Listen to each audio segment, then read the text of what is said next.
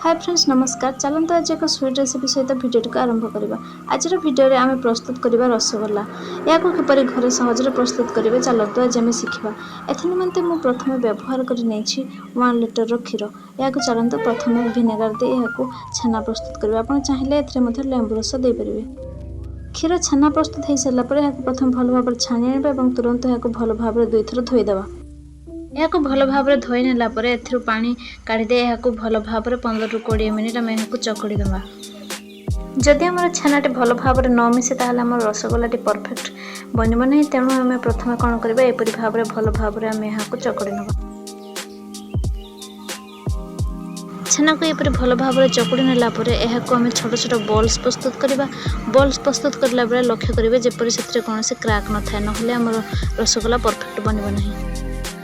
चलते ए निमंते आम ए सीरा प्रस्तुत करवा। एवं जो थे मापिकी आम चीनी नहीं से 3 गुणा करके आम पानी नहीं जावा।